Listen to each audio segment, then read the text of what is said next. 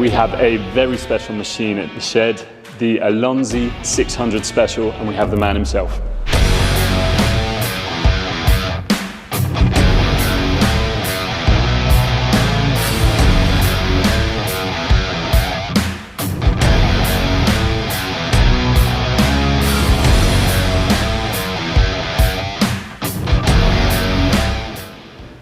Jim, mate, thank you for bringing this down. Oh. It's such a remarkable machine. I mean, it was at the 2019 show, wasn't it? Yeah, 2019, yeah. And you had one at the 2022 show, which was the 750 Special? Yeah. I don't know where to start. You probably have to start with it. What did you start with? Just a sketch, done with a biro, no flash, no computer renders or anything like that. Right. Just sort of scribbled it down like a rough shape. Yeah. That was what started. And did you have the motor? So it's a 600 Monster motor, yeah? Yeah, it is, yeah. And did you have so you were like, I'm starting with a 600 Monster, and you just started sketching? Yeah. I knew I wanted to use a Monster engine because I like how thin they are. Yeah. And I don't know, my styles, I don't know how it's ended up like this, but I just do sort of skinny wheels, skinny bikes. Yeah. I like board track races, so yeah, you can see that in from. It, for so sure. Yeah, I did a sketch with like the L twin in, and then this happened. Went from there. So, what do you do this full time? What do you do for a living? No, I have a business with my dad making two-stroke expansion pipes. Right. For motorbikes. Yeah. So that's hence pretty much all we do all the time. The fabrication and the welding and everything. You basically made every single part of this, didn't you? Yeah, pretty much. Yeah. What did you start with? The frame? No, I started with the swing arm actually, right? Because that mounts to the motor. Yeah. So while the Monster was sat there, I took the swing arm off, and I made this fit. The motor there with that wheeling, and then I did the forks, and the forks and the swing arm were fitted to the standard Monster. Right. Just as a start, because I knew once I'd finished the frame, I'd want to really crack on. Okay. And if I'd finished the frame and then I was messing about with the swing arm, I'd be chomping at bit to get on. So. And when were you building this? When was this?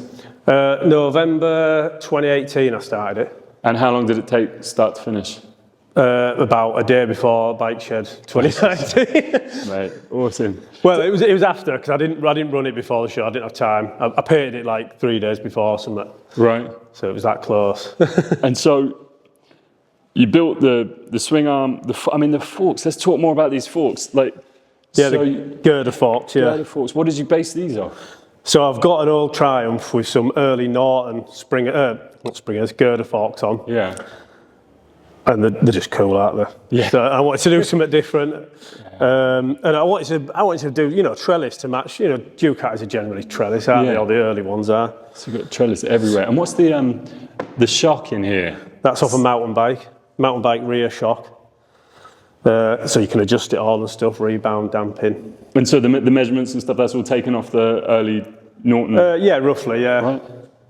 Amazing. The way everything worked out, it was just, guessed it. Trial and error. But the work really good. Yeah? Yeah. It's lovely riding it, seeing them going up and down. So you've ridden it? I haven't ridden it much. I've done 100 miles on it, but... Still. And what are the wheels? Harley V-Rod front wheels. Both fronts? Yeah. So presumably there's a hell of a lot of machining and organising to get them to fit? Just machined the disc mounts off this side for the sprocket. Yeah. And then just a few spaces and a bit of jiggling to get a sprocket on there. Oh, mate. And then you got the front and the back, and then you joined them up with the frame, right? Yeah. The lines of the frame, is that what you had in the drawing, or did it evolve as you went? Yeah. What's it? It's all made stainless steel?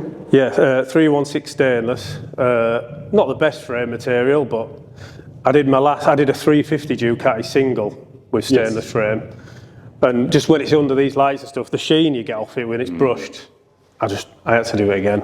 And you don't have to paint it and it doesn't rust, so. Yeah. And so is that when you started on the bodywork? Yeah, once I got it on its wheels, I started the bodywork then. Talk me through the bodywork. Where did you... it's carbon, It's carbon fibre, one piece, and so is the nose fairing. And basically, what I did was I put some mould release agent on the frame, and I put body filler along the frame, you know, so it gets like that shape. Yeah. And I got a big block of foam, cut it to that shape, stuck it to the filler, and then basically got a knife and sandpaper, just carved it out. Right. Did you get it first time, how you wanted it? Yeah, pretty much. Obviously, I put a centre line on and did my best to get it even. And then once you got the sort of foam puck, what? So, because I was only making one, I wasn't ever going to make another. I didn't want to make a mould, spend the time making a mould, so I put a coating on the foam that's like a hard shell, mould release agent on that, carbon fibre on top, and laminated it. I sort of did it backwards, and then dug the foam out with a spoon, and I was left with it with the shape. Amazing. And obviously, because I put that filler on the frame, Yeah. and I lapped the carbon up under that, you know, you get that fitment where it just absolutely drops on. It's so true. And where does the tank stop? Is there? So the battery's under here, like Right. a normal Monster would be. Yeah. And obviously the carbs stick right up in here. I managed to get the air filter down there to get a bit more room for the tank. yeah, So the tank isn't massive, but it sort of goes, you know, to about here. Yeah. And it's about that deep. I can't remember how much it holds. It's not big, but you know, it's enough. You're not going to go touring. No, it's not. No. Oh man, there's so many just parts of it. So things like foot pegs, exhaust, everything's custom made, right? Yeah. Any other off-the-shelf parts kicking around on this? I mean, mountain bike suspension, any other little gems like that in there? Not really. You know, I just bought the levers off eBay and the calipers. Just bits I came across that were the right price. Oh, you've got a little Moto Gadget speedo. Oh yeah, it's got the M unit. Yeah. And the speedo, motor switches. So it's up to date with electrics. It's not like. It's such a special thing, man. You're so humble when you talk about it, but the work on it's outrageous. Like I love the way the pipe wraps over the rear subframe there. Yeah, it took a bit of getting right. You know, I mean, some pie cut stuff you see, you get, it's a bit kinky and, you know, not quite smooth. So it took a few goes tacking them together and cutting them apart. So. And what are the cans? Did you? I made them as well. Made them as well? Yeah. Of course. It's titanium. So. Right.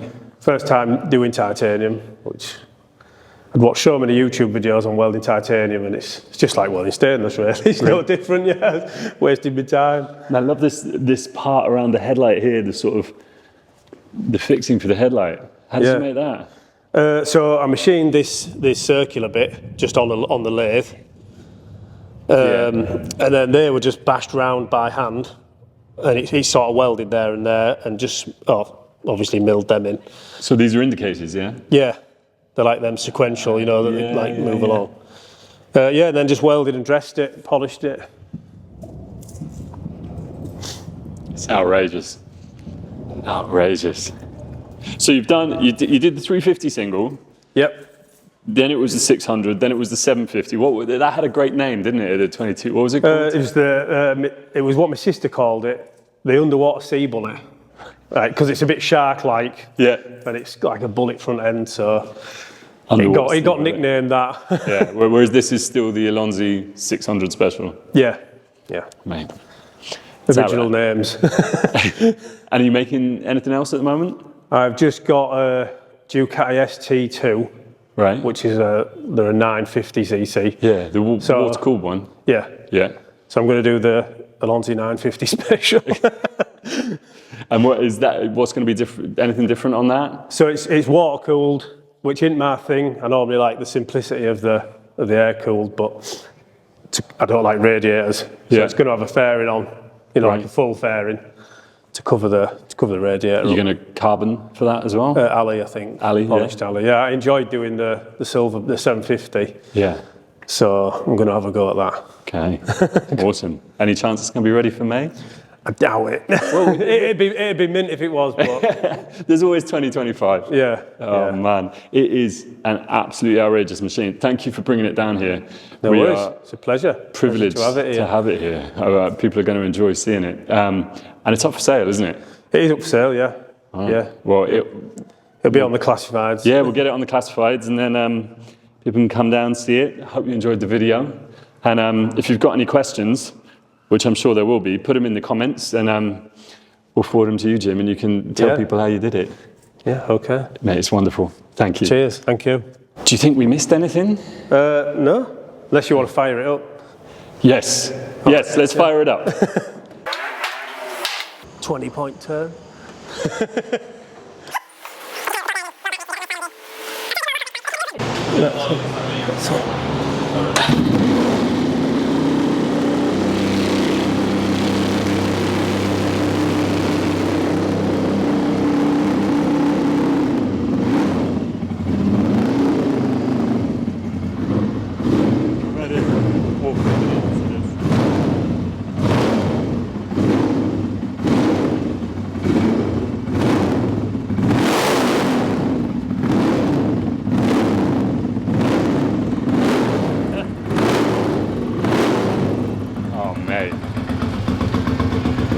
Jim, that is wonderful. Just take a bit of warming up. Yeah.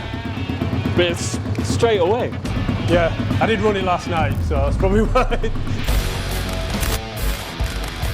I hope you enjoyed the video as much as I did. Please give us a like, a follow and a subscribe, and yeah, check out this amazing machine on the Bike Shed Classifieds, or come and see it in person at Bike Shed Shoreditch.